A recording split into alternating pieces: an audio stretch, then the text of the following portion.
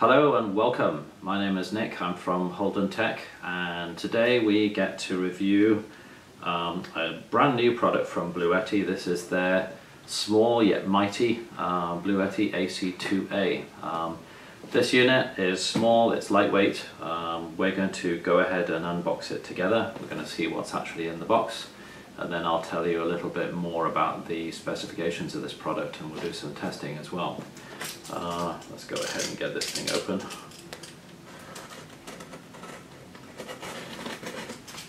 Okay.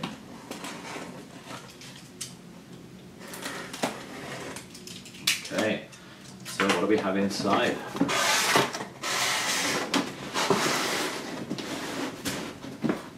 We have like a Russian doll of boxes. One box inside another, which is kind of really nice, because the shipping box you know, is ideal for sending this thing through the mail or getting it delivered, but then you still have almost perfectly intact inner box as well. What do we have in here? We have what looks like the accessories, and then we have this little dinky power station. Let's have a look to see what we have actually here. We've got a cigarette lighter socket. We've got the 12 volt connector there for solar. The voltage range on this is 12 to 28 volts, maximum solar input of 200 watts. You've got your regular 12 volt cigarette lighter socket, which is good for 10 amps. You've got 100 watts worth of USB-C, so you can run, you know, your MacBook Pro with this particular device. You can charge many modern devices with this. You've got your old school USB-A connectors there as well, and you've got two 110 volt outlets. These are rated up to 600 watts peak. But ideally they're sort of set for 300 watts, so if you've got 300 watt loads with these, you shouldn't have too much of a problem running it. Quick look around the side. You've got a ground attachment here, where if you want to be extra safe, you can attach a ground screw to this, and then you've got your regular IEC connector that you can plug in there. There's no wireless charging on this. You don't have any flashlights on here. You've got your conformity labels on the back with a little bit more specification about the battery that's inside it. This unit has a 204 watt hour battery inside it. So if you used it in one go, you could draw from this around 200 watts for an hour, and then the battery's done, you need to recharge it again. Same goes if you were to run a 300 watt load. You might get somewhere around 35, maybe 40 minutes out of that before it's done. We're going to do some real-world testing with this though, so you get a chance to see just how well this thing actually does. The accessories they give us, we have what looks like a Bluetti certificate. We also have that on the back of the user manual.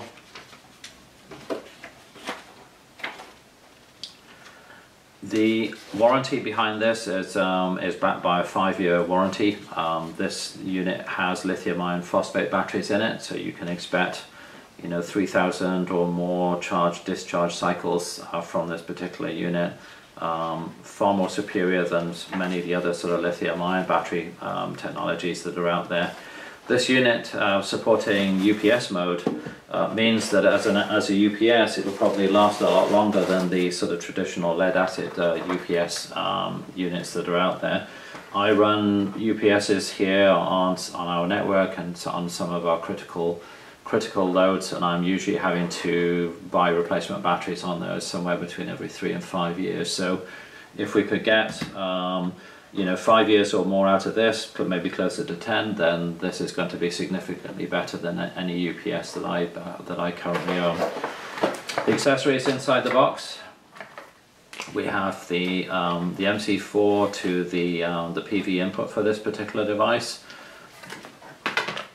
and we've got the IEC, which is used for charging this thing or running it in UPS mode. And then lastly, but not least, if you choose to use it, there is a grounding pin in here as well, which basically allows you to attach a ground connection to this. If you're outside, if you're on a campsite or something like that, there might be some danger of a fault because maybe something's got damp or something's got wet. Then you can actually ground this thing out, and that bolt you can see there just attaches to the side, and you can attach a grounding cable to it.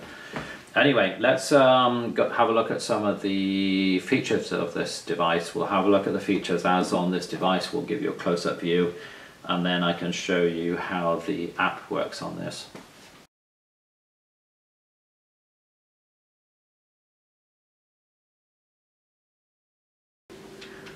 Some of the features of the AC2A are: you've got an XT60, which is your input for solar. Voltage range 12 volts to 28 volts. Maximum charge rate of 200 watts.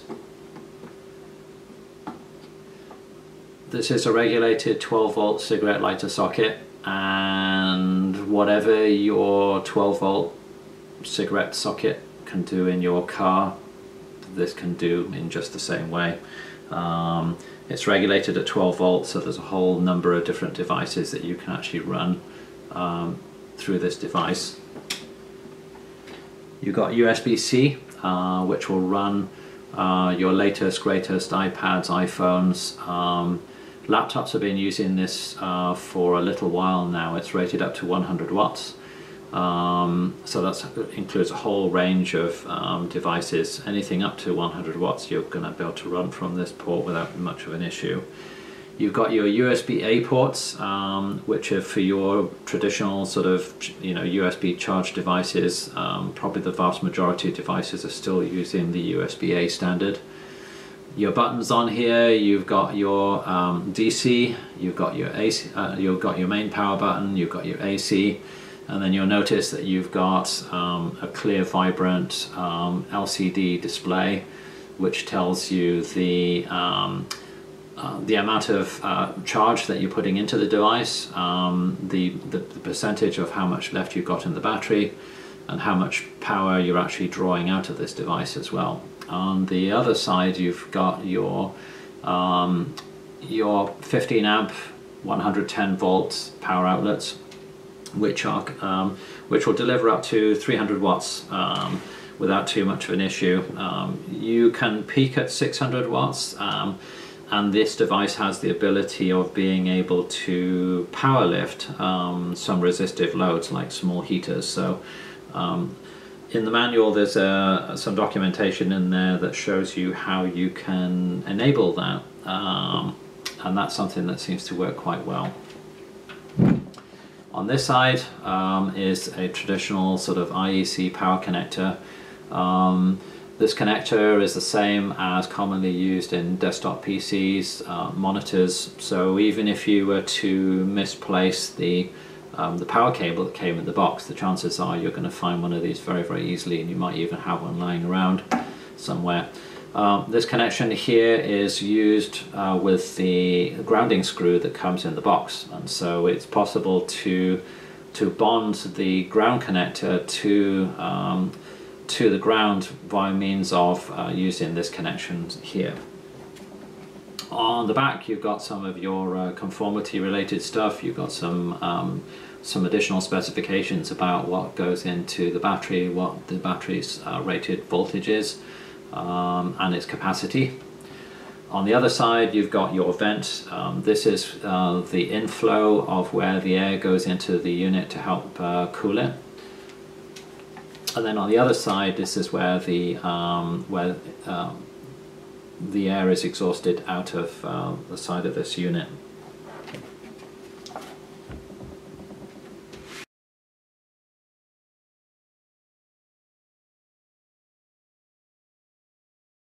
Okay, So I've got a few tests to run on this. Some of them are going to be a little noisy, so we'll start first of all with the quiet in case you want to turn down headphones or anything else. We have a hair straightener. Not something I would normally use, but you know, you never know. If I go ahead and plug this thing in, power it up, switch on my AC load.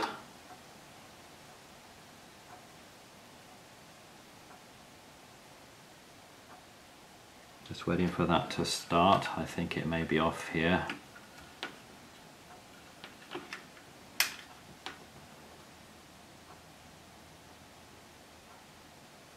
There we go. So it looks like this may... I thought it was going to settle at around 100 watts, but it's not. It's still going up. 231, 241. I can hear it heating up.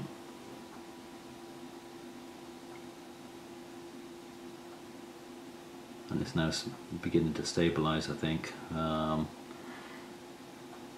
not going to touch it, but I might try it on my hair just for giggles.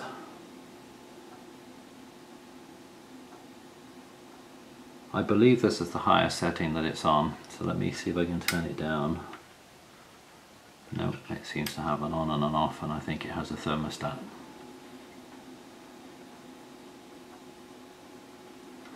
I can feel that it's hot, and I've got no doubt that it probably is.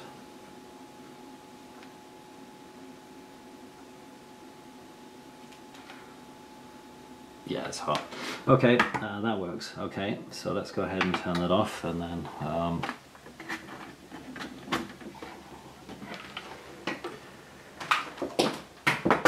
I have a tool that I often use, and so noise alert. If you're wearing headphones, now's the time to turn it down.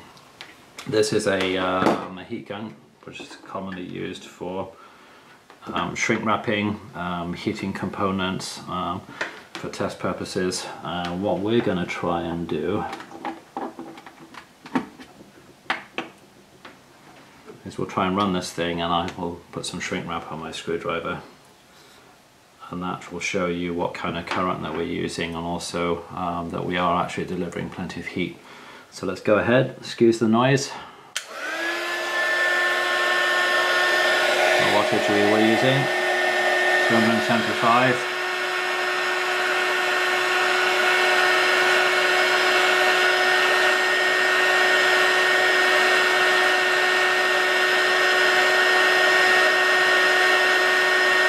See it shrinking.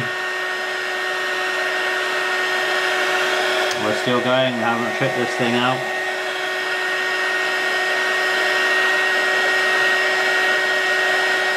There we go. So we passed on that one too, and my shrink wrap is looking good. I've got some other equipment here as well which we can try as well. This one is going to be noisy. This is just going to be a regular drill.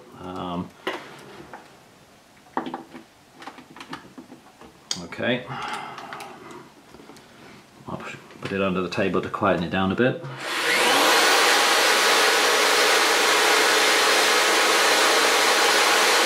That one peaks at about 221 watts. Now I've got no doubt that the wattage that this drill would use would be quite a bit higher if you were actually doing work with it. And this is where the sort of powerlifting feature of it comes into its own. Because while we have an upper limit of around 300 watts on this, the power lift will actually allow you to go a little over that, provided that you know, the drop in voltage, the slight drop in voltage that you're going to encounter isn't going to cause any harm to the equipment that you're using. This one's for the ladies again. This is a test to see whether, you know, you're on travel and you have a need to use a hairdryer. Not something I use very often, but you know, it's a test that's worthwhile. And it's probably worth seeing it's probably worth us seeing what actually happens when we actually overload this thing. So I've actually got this on the lower setting at the moment, so we can set it to low. And give it a bit more fan as well.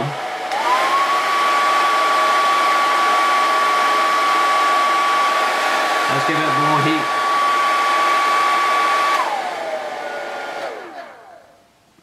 And you heard the sound of the fan there, so that's kind of the power lift at work basically, where you are allowed to go a little over the 300 watts, but not by a huge margin. I think this is rated for, it's rated for 600 watt peaks, so it doesn't allow you to run 600 watts for any length of time. So if you had a startup load that would need more than the 300 watts, then you could kind of go over that momentarily. But as you could see just then, once you run this thing over for any length of time, you end up with the AC disconnecting and the lights flashing. Very, very easy to get this thing working again. So let's go ahead and reset it. Press it again, we've now got AC power back, and then lo and behold,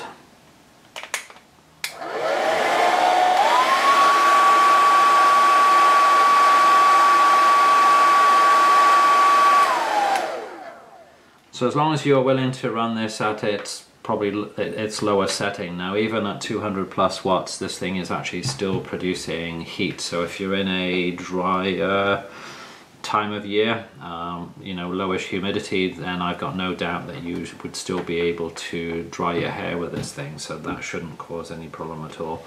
We're going to run some other tests on there to see what happens as well. We'll do some testing on the 12 volt side. We'll also do some testing using simulated solar, just to see how much, you know, power you can really push through this thing. And for fun, we might even do some UPS testing on this thing as well, just to see, you know, how good or how quick this thing is switching over from mains power to battery. So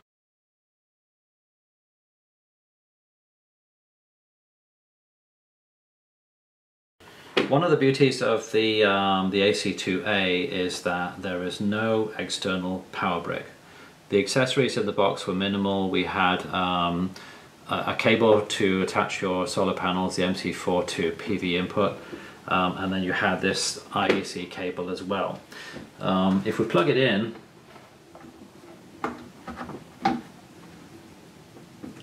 you can use that cable to charge this device, and the actual profile, the charging profile that this comes in the box, similarly to charging in solar panels, this thing is going to max out at around 128, 130 watts, and that's all you'll get. The plus side is that if you charge lithium iron phosphate batteries at a lower rate, they're probably going to last you a lot longer, to be honest with you. This thing is capable of charging much faster than the 129 watts that it's charging at right now. You see me looking at my phone, I basically have the app, so I can actually see what's on the screen here. But if I change the charging profile on this thing for you, you can see how much faster that you can go with charging this thing up. So we're now 262 watts going in. I don't have an ETA on this thing, so the screen will tell me that probably in around half an hour it's currently forecasting that this thing might be fully charged. The app allows you to do some other stuff too as well. You can switch on your DC loads, you can switch on your AC loads as well if you want to, and I'm just doing that in the app for you now, so you can actually see these lights come on the front. I'm hearing a little bit of fan noise. It's not annoying. I'm sure if I was hearing that for a long time though, then it would probably annoy me in the end. If I change the charge profile to silent mode,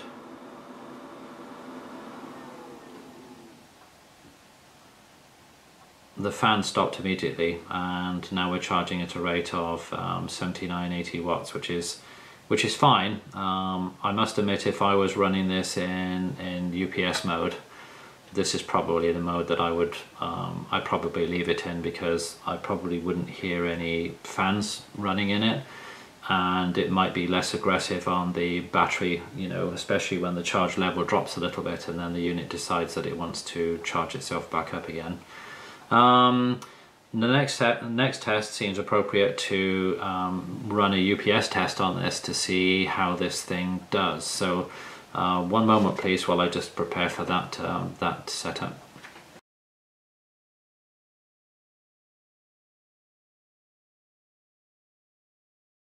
Okay, so for this test I have a rather old Gateway netbook computer which actually still works well. So what we'll do to make the test fair and valid, we will go ahead and remove the battery, and I'll set that aside. I will plug this in.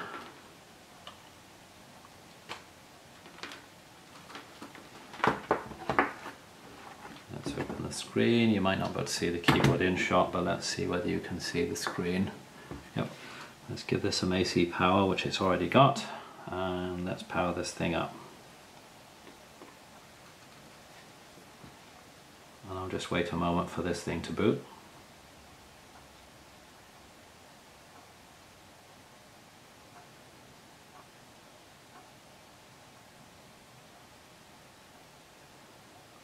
I'll just wait for it to sit at the login screen, so just in case this thing did crash, it's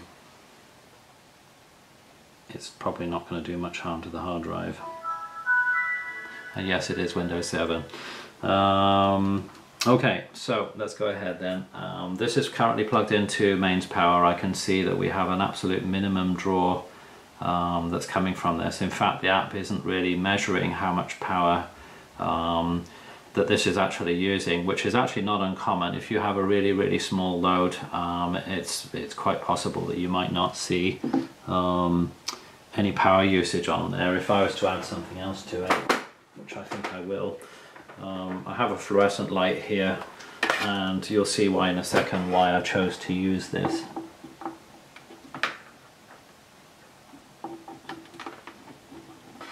Okay, so I wanted to see that the load actually changed on this thing, and now it reckons that we're consuming about 24 watts. Now I can see that there's 108 watts coming in from the grid, so it looks like it's able to still charge the battery in its silent profile, but any extra power draw on this thing it's able to supply. Now I'll unplug this and you might see in a second why I decided to use a fluorescent light in this shot, so let's see what happens.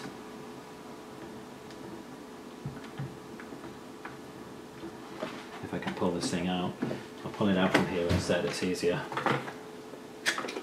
Okay, so you might have saw that just momentarily, but there was a momentary flash as this unit actually transitioned from mains power to battery power, and it's not bad. It just gives you a visualization that there is a transition that's taking place, but that transition is fast enough that it didn't affect the laptop in any way. So let's plug it back in again. And I did see a momentary transition from this again, and then for fun we'll just go and pull power to this thing, and then you might see just a momentary flash from the light again.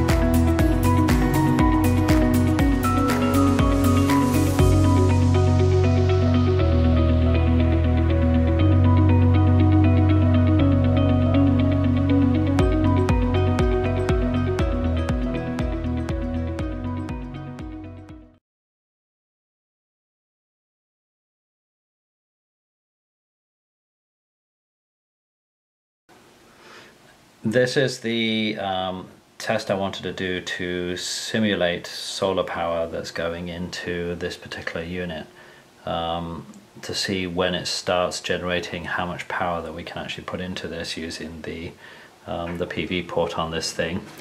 And so as you can see right now, we've got 11 volts going into this thing, and we have no power draw on this thing whatsoever from here, because we're still reading 0. I've cranked up the current on here to give us the maximum current that this thing has available, and let's see at which point it will actually start to charge. So this is kind of the territory of where you have a lead acid battery that's settled. It might be, it might settle around 12 volts. Might not have a lot of charge in it if it's only sitting at 12 volts. See if we can get this up to about 12.5. We're still not getting any power going into the Bluetti product so far.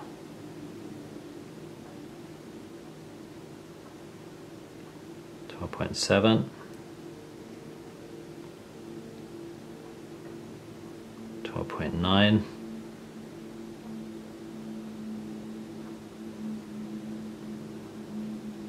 so really it's when you hit around 13 volts do you start increasing current. So right now we're already drawing just over 8 amps basically at 13 volts, so this thing is already starting to charge at almost 100 watts. Let's give it 13.8 or 14. This is where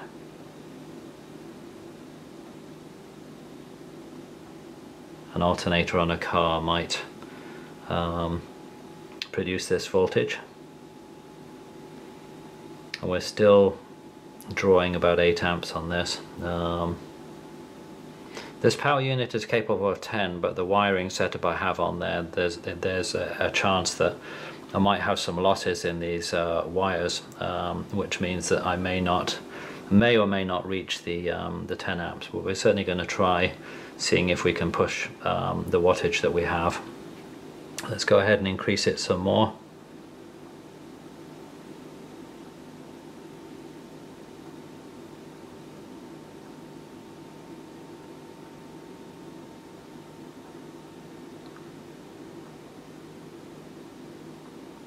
This up to about 18 volts, which might be typical of maybe a single solar panel.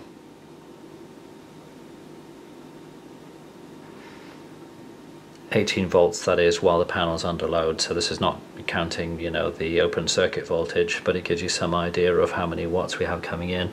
So now we've gone down in amps. We're now down to 7.7 amps. But we're still putting 130 watts into this thing. Let's go ahead and keep this going. Let's go up to about 22 volts.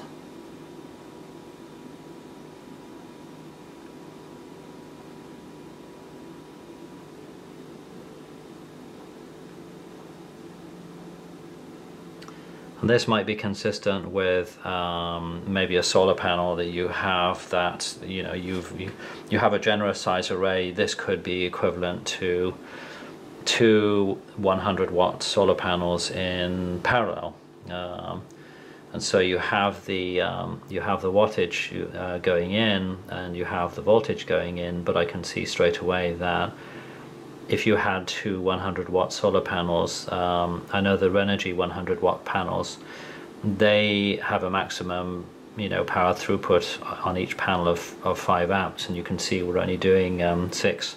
So even if you had 2 solar panels in parallel, I can see that I'm only getting 130 watts going into the solar generator here. So let's give this a bit more juice. Let's see how we do.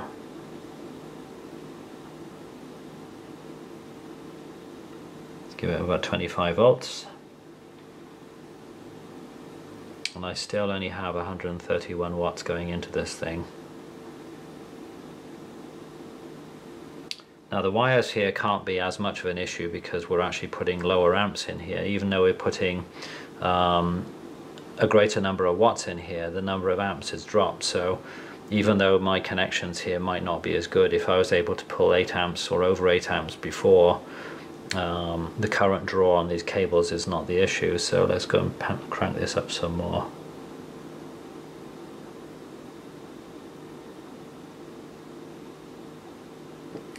So the maximum rated input on this was 28 volts.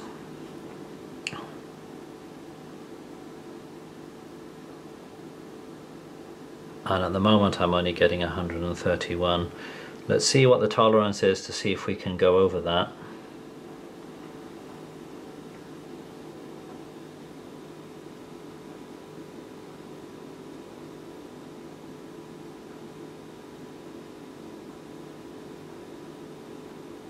Up to 29 already. I don't have much more capacity on this power supply. I think 30 is probably my maximum on here. Let's see whether I can make it to 30. Yeah, we can get as far as 29.12. So our maximum charge rate on solar that we can see on this is 131 watts, and there might be a couple of different reasons for that. And what I'll probably do is I'll pause this test and then I'll do the test again later on. So just a few minutes ago, before charging this thing, we were running some pretty good loads on it. So I think we were peaking at nearly 300 watts. And so if the battery management system on this thing is doing its job, then that might be reducing the input capacity on this thing, and maybe capping us to this 130 or so watts that's going in there right now. So what I'll do is I'll pause this video.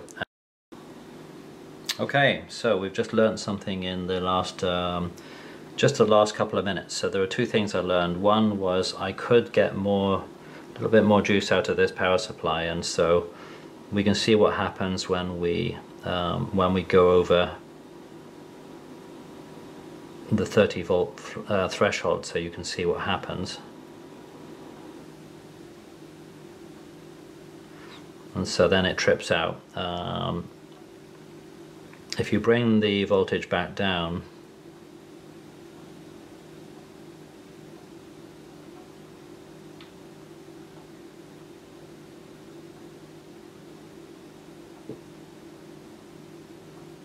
then it should reset. Might be looking for a little bit less.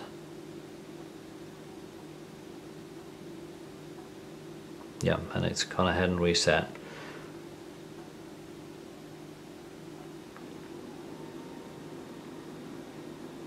Now that's going to stabilize at around 131 watts going in, and this is going to be the maximum. So one of the things I verified was the charging profile on this is currently set to standard. So if you take delivery of one of these, that is the charging profile that's used by default. If I change the charging profile, and this is where you're actually better off using the app, this is kind of a little what the interface actually looks like, and then I'm going to screen capture this for you later on so you can see how it works. We're in a standard charge profile at the moment. If we set it to turbo mode, let's set my phone down aside for a second. Let's try, so you can see straight away, look, that we're up to 198 watts charging. So if you're in a hurry to get this thing charged on solar, you can get this going. Now you can also go over the 28 volt limit on this, provided that it's already charging. If you suddenly just show, 28, 29 or 29 volts to this thing, then it's most likely going to trip. But as this is already charging, as long as you don't go over that, say, 29 volt, 30 volt threshold, then you're probably going to be okay. The other thing to bear in mind is that if you're going to continue using the turbo mode on this thing, I would not expect to get the life out of the batteries, as you would if you were on silent or if you were running this thing in standard mode. anyway, that's our simultaneous or our simulated our simulated solar test done. And what we'll do is we'll try plugging this thing directly into the IAC connector on the side, and we'll see what the charging profiles actually look like there as well, so you can see how fast or how slow this thing is capable of charging.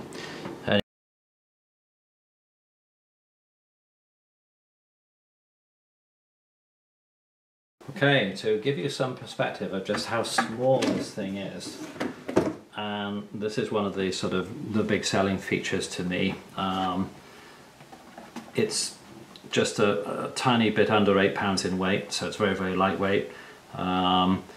This is a handbag purse, so to put it in perspective as to how small, you know, how lightweight it is.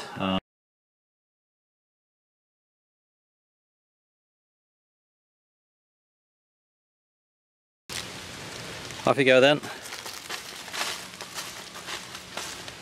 The Bluetti AC2A, so small, so lightweight, even a 10-year-old could carry it.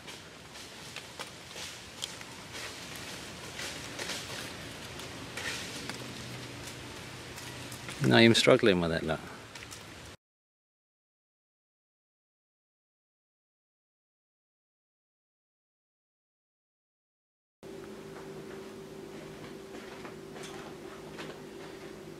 Here we have a little side-by-side comparison between the EB3A and the AC2A.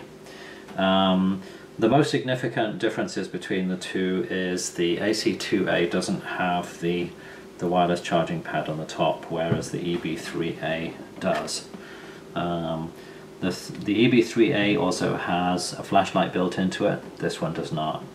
The other difference is the solar input. So if you're used to your 9mm barrel connections, the AC2A uses instead an XT60.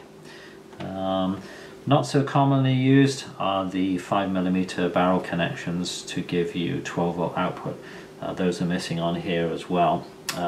The other difference that you have is that the inverter on this is rated for 600 watts, whereas the inverter on this one is rated at 300 watts. So the AC2A is definitely more suited for your smaller, more lightweight loads. This one comes with a smaller battery. The actual battery capacity in this one is 204 watt hours, whereas this EB3A, you've got 268 watt hour battery from this one. And that's just a very, very high level overview of what the differences are between these two units. As far as size goes, you'll see that there's a little bit of a difference in size as well. The EB3A being heavier than the AC2A, and that's what you're looking at on the other angle.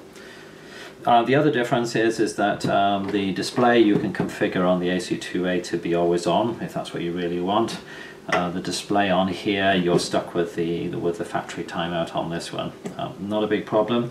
I'm being spoilt by being able to configure this one, and I like this better.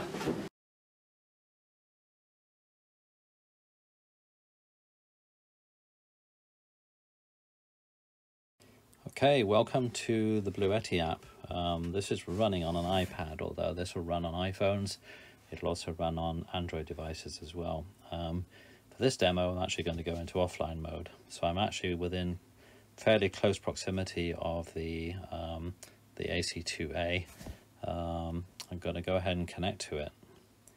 And this is basically what's going on currently with my device. So we have some solar panels connected to it. We're generating about 61 watts at the moment. And then when you see we're pulling in 26 watts from the grid. Our charge 61%. And then some of the controls that you have here, you can switch on and switch off your DC loads. I don't think I have anything plugged into DC at the moment, but I do have a lamp that's plugged into the AC load, and you can see that wattage showing up there as well. Battery information, you can have a little look in here. there's a little bit of information that you might be able to get, things like serial number, state of charge, if there's any alarms, error messages, anything going on, you know, with its protection status, you know, if the battery pack's too hot, too cold. This is where you might be able to see some of that information. A couple of other things to note in here as well. You can go into the top right hand side to go into settings. This is where you can change your charging profile. So the primary use for this device for me is going to be to have a couple of these replacing my UPS devices around the house. So this is going to have power backup for, you know, my internet router, cable modem, satellite internet, things like that, telephone, just to name a few items. And the charging mode is set to silent to minimize the amount of fan noise that's going on there. If you go ahead and change this, I'm going to change it to a much more aggressive charge profile. If I go back in here, you can see straight away that now we are pulling, you know, quite a bit more power basically from grid and from PV. So this thing is charging at nearly 300 watts. It's going to start charging pretty quickly if we leave it this way. For longevity though, I don't recommend leaving it in turbo mode. For my application, it's silent is going to be fine. Powerlifting is used if you are likely to encounter loads more than 300 watts. It'll allow you to go over, but what's going to happen is that you will end up, you know, reducing some voltage on those loads. So you can certainly try and use it, especially if you're using, you know, motorized loads, resistive loads, things like that.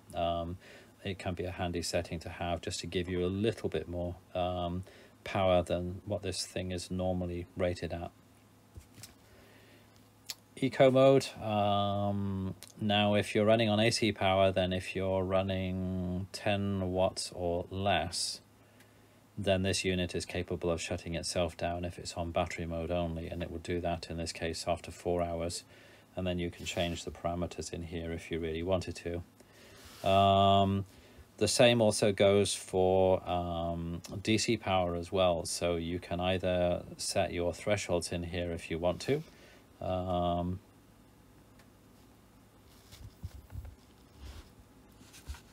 I see the limit is 5 through 10, so okay, that's fine. Or if you want to switch it off altogether, then you can, you know, turn off this auto power off feature as well.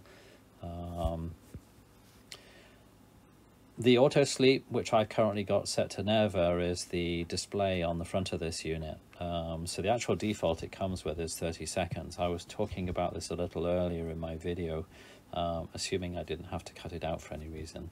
But you can see the thresholds here. I think the standard is 30 seconds, but you can set it to 1 minute, 5 minutes, or you can set it to never. So I'm leaving mine on never at the moment. I don't know whether the LEDs in the display will fail prematurely as a result of that, or whether they will continue to work, but maybe sort of less intensity as they age.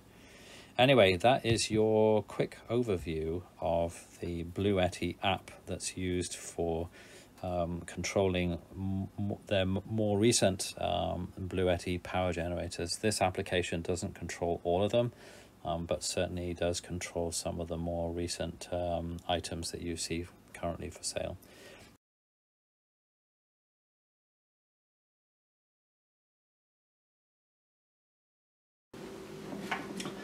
In conclusion, this device works really well on smaller loads of up to 300 watts.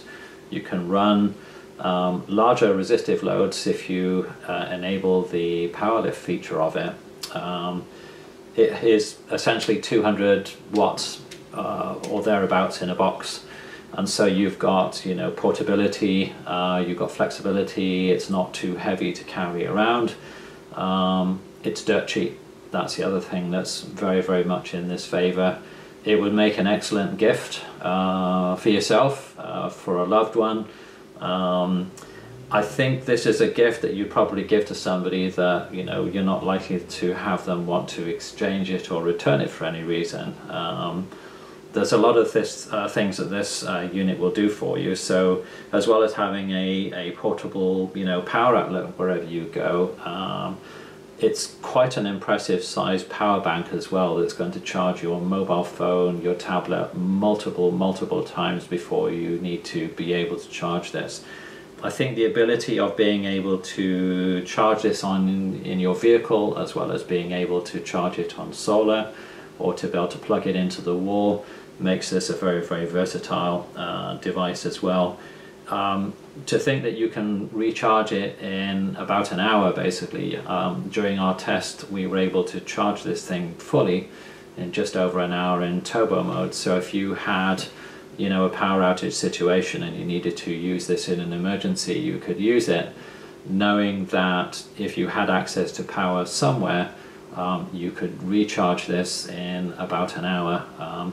So I would wholeheartedly recommend this particular item, and I'm really looking forward to see where Bluetti goes with their other products, having seen what improvements that they've made to this one compared to some of their previous generation power stations.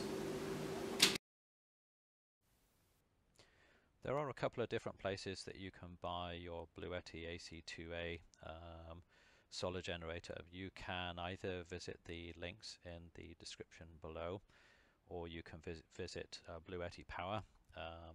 There are a few different product offerings that are available on this website. So if you want whole house power systems, there are some of those. There are federal tax credits that are available for those much larger systems. Alternatively, the smaller sort of power stations that are available, then you have those listed in here as well. In addition, you can also get the AC2A from Amazon. You do a search in the description here under Bluetti AC2A, and these are some of the results that you have. The actual list price typically on these you can see listed here. Occasionally there are discounts that can be available, or there can be coupons that are available, so check back often. And then just to show you, there's a few price differences as well with dedicated UPS systems. Now my video here referenced UPS a few times in the video, and you can buy dedicated UPS systems. Generally these will have lead acid batteries in them, so you don't get the same cycle count that you'll get of a lithium iron phosphate battery. So lithium iron phosphate batteries will give you about 3,000 charges up to sort of 80% state of charge. These devices really they'll give you charge discharge cycles in the tens really. Once you start charging and discharging a lead acid battery through most of its charge capacity, then you'll notice that the batteries on those don't perform so well over time. And if you're looking at pricing here as well, you've got them listed here, $109, $219. You can see listed here for some of these larger systems you got $1,049. You got $164 here. So for me, if I was spending this kind of money, then the AC2A gives you a lot more than just being a UPS, that's supporting, your critical loads at home. You've got the portability and you can take and use this anywhere. Whereas the UPSs that you see here, they're basically designed to be plugged into utility power all the time. In conclusion, this device works really well on smaller loads of up to 300 watts. You can run larger resistive loads if you enable the power lift feature of it. It is essentially 200 watts or thereabouts in a box, and so you've got portability, you've got flexibility. It's not too heavy to carry around. It's dirt cheap. That's the other thing that's very much in this favor. It would make an excellent gift for yourself, for a loved one. I think this is a gift that you'd probably give to somebody that you're not likely to have them want to exchange it or return it for any reason.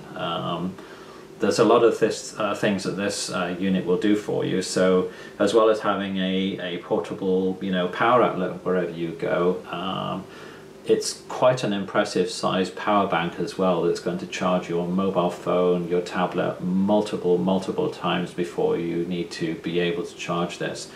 I think the ability of being able to charge this in your vehicle, as well as being able to charge it on solar or to be able to plug it into the wall, makes this a very versatile device as well. To think that you can recharge it in about an hour, basically.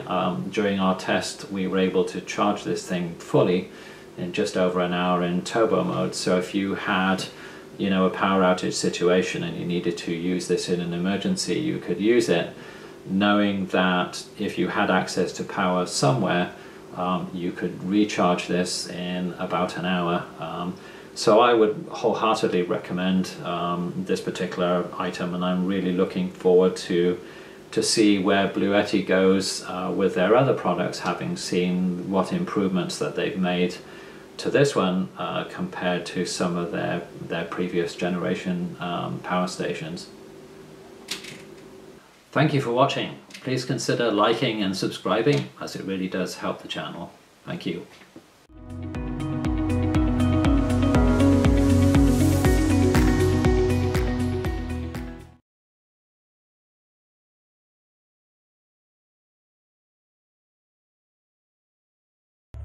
I don't think I'm ever going to get tired of seeing a Bluetti box outside my front door, waiting to be tested, used, enjoyed.